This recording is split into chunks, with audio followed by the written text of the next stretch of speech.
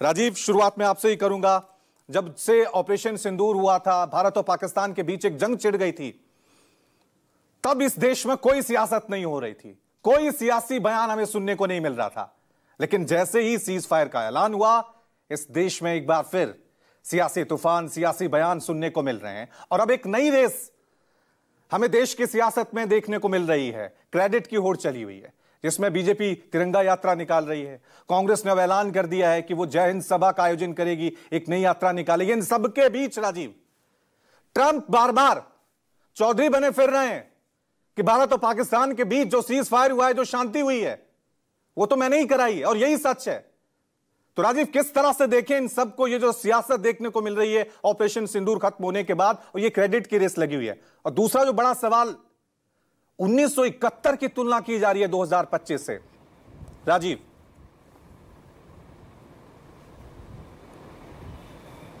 रवि, अगर मैं ये बात कहूं कि भारतीय सेना ने अपने अदम्य साहस और पराक्रम से जो कुछ हासिल किया था, वो सरकार ने अपनी पीलपिली कूटनीति की वजह से उस मौके को गंवा दिया, तो आपको लगेगा कि मैं इस वक्त की सरकार की आलोचना करने वाले किसी विपक्षी नेता को कोट कर रहा हूँ। लेकिन इतिहास कहते हैं अपने आप को दोहराता है। मैं हूबहू ये शब्द लाल कृष्ण आडवाणी, वरिष्ठ भारतीय जनता पार्टी के नेता की आत्मकथा से ले रहा हूँ, जो 1971 के युद्ध के बाद उन्होंने लिखा था। उन्होंने साफ तौर पर लिखा कि भारतीय सेना ने जो कुछ भी हासिल किया था, general Manekshaw, general Arora, general Jacob की पूरी रणनीति और रक्षा कौशल और युद्ध कौशल की वजह से, वो सरकार की पिलपिली कूटनीति की वजह से वो मौका जाता रहा। हम जो कुछ भी हासिल कर सकते थे, शिमला समझौते में हमने समझौता कर लिया। लाल कृष्ण आडवाणी ये बात कहते हैं। ठीक इसी तरह की बात कुछ दिनों के बाद विपक्ष के नेता इस सरकार के बारे में ये कहते हुए नजर आएंगे। तो और दूसरी और एक और नई एक फैक्ट आपको ये भी बता दूं कि जब अमेरिका ने खुले तौर पर 1971 के युद्ध में पाकिस्तान का समर्थन देने का फैसला किया और अपने जंगी बेड़े, 7वें जंगी बेड़े को पाकिस्तान रवाना किया, तो उसके इस कदम का विरोध करने के लिए खुद लाल कृष्ण आडवाणी चाणक्यपुरी के यूएस एम्बेसी का अपने कार्यकर्ताओं के साथ घेराव करने गए थे, विरोध प्रदर्शन करने गए थे अमेरिका के इस कदम का। उस समय पार्टी का नाम जनसंघ था। ठीक इसी तरह से आज विपक्ष के लोग ये कहने लगे हैं कि जब भारतीय सेना अपने साहस और अदम्य पराक्रम, शौर्य के जरिए पाकिस्तान के सीने तक पहुंच गई थी, तो सीज फायर की आवश्यकता नहीं थी। एक बार भारत को तीसरी बार इस इलाके का नक्शा बदलना चाहिए था। एक 47 में बदला, एक 71 में बदला, एक 2025 में बदलने का मौका था। बहरहाल, अब जो परिस्थितियां आपने 71 से अभी की तुलना की है, एक फर्क तो एक समानता तो मैंने बता दी। फर्क देखने में और कहने में जो आ रहा है, जिसके तर्क दिए जा रहे हैं, बार बार 2025 की तुलना 71 से की जा रही है। देखिए, दोनों परिस्थितियां अलग थी।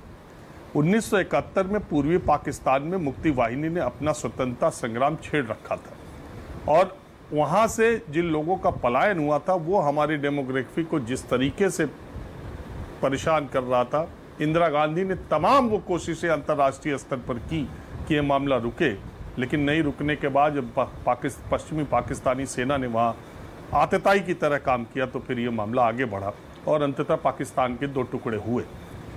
लेकिन 1971 की समानता ये है, असमानता जहाँ हम कहते हैं उस समय अमेरिका के राष्ट्रपति निक्सन की ये हैसियत नहीं थी कि तत्कालीन प्रधानमंत्री इंदिरा गांधी के सामने वो कोई बात कह सकते थे। इंदिरा गांधी ने उनको डिफाई किया और पाकिस्तान का खुले तौर पर अमेरिका ने समर्थन देते हुए जंगी बेड़ा भेज दिया।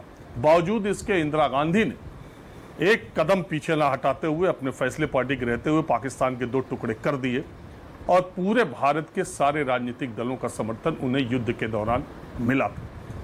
अभी आप आडवाणी जी की किताब पढ़ेंगे तो वो जो अटल जी ने इंदिरा गांधी को दुर्गा कहा था, उसमें बड़ा दिलचस्प वाकया वो लिखते हैं कि गाजियाबाद में सम्मेलन था उनका, उस पार्टी का, उसमें दूसरे किसी नेता ने कहा था कि अगर पाकिस्तान के 2 टुकड़े इंदिरा जी कर देंगी तो इतिहास उनको दुर्गा के तौर पर याद रखेगा। वहां का संस्मरण था। अटल जी ने, हालांकि अटल जी ने पार्लियामेंट के भीतर इंदिरा गांधी की भरपूर प्रशंसा की थी। इस बार की परिस्थितियां, और निक्सन दूसरे तरह के राष्ट्रपति थे, हेनरी किसिंजर उनके, मैं बहुत इतिहास में नहीं जाता, लेकिन राष्ट्रपति डोनाल्ड ट्रंप की जो समझ है, जो ज्ञान है और जो जबरदस्ती का इसमें पैर अड़ाने की बात कर रहे हैं, और उनकी बात पर विश्वास करके अगर हम अपने प्रधानमंत्री और सरकार पर सवाल उठाते तो ये भी एक सवाल है। लेकिन सवाल यह भी है कि अमेरिका इस स्थिति में और पूरी दुनिया में एक स्थिति ऐसी आई कि सार्वजनिक तौर पर चाइना और टर्की पाकिस्तान के साथ खड़े हुए, और बार बार अमेरिका ये कोशिश कर रहा है कि भारत और पाकिस्तान एक पलड़े में आ जाएं। ऐसी सार्वजनिक कोशिश वो कर रहा है। हमें बहुत सारे देशों का समर्थन भारत को मिला, सार्वजनिक तौर पर वो समर्थन दिखाई नहीं दिया, जो प्राइवेटली और गोपनीय तरीके से निश्चित तौर पर मिला, लेकिन सार्वजनिक तौर पर नहीं मिला। तो ये सवाल अमेरिकी राष्ट्रपति बार बार सरकार को असहज, मैं कहूँगा, करने की बात कर रहे हैं। उसमें सत्यता कहाँ तक है, कहाँ नहीं, मैं नहीं जानता, और देश भी ये जानना चाहता है, इसीलिए विपक्ष अपनी डिमांड कर रहा है। तीसरी बात जो आपने ये यात्रा निकालने की बात कही, हिंद यात्रा, तिरंगा यात्रा, ये तो देखिए चुनाव का अल्टीमेटली कोई भी फैसला होता है उसका चुनावी फायदा उठाने की कोशिश की जाती। इसी से इतिहास से ही मैं आपको एक किस्सा सुनाता हूं कि 1971 में दिसंबर में ये परिणाम आए, युद्ध हुआ, और उसके 2-3 महीने बाद ही 1972 के विधानसभा चुनाव हुए कई जगहों पर, और कांग्रेस ने उस जीत का श्रेय लेते हुए और एक राष्ट्रवादी भावना और इंदिरा गांधी की एक सख्त आयरन लेडी की इमेज को आगे रखकर कांग्रेस ने भी उन दिनों विधानसभा चुनाव में इसका फायदा लिया, और बुरी तरह से विपक्षी पार्टियां हारी। कांग्रेस को उन विधानसभाओं में बहुत ज्यादा मिला, और उसी का परिणाम हुआ कि अटल जी ने 5 साल जनसंघ का राष्ट्रीय अध्यक्ष रहते हुए उन्होंने पद भी छोड़ दिया था। उन्होंने पेशकश की थी, इतनी बुरी हार जनसंघ की हुई थी। ये उसके तुरंत की बात है जी। लेकिन उसी 71 की जीत और युद्ध में मिली जीत के बाद विधानसभा चुनाव की जीत ने इंदिरा गांधी और उनकी कोटरी का इस तरह दिमाग 7वें आसमान पर पहुंचा दिया कि 71 के मार्च में लोकसभा के चुनाव हुए थे, बाद में वो इस कदर उनके खिलाफ आंदोलन हुआ, इमरजेंसी लगाई, और 77 में पूरी नाव डूब गई। तो वो वही आयरन लेडी 3 ही साल के भीतर, 4 साल के भीतर देश में, उनके पूरे देश में उनके खिलाफ एक माहौल बन गया।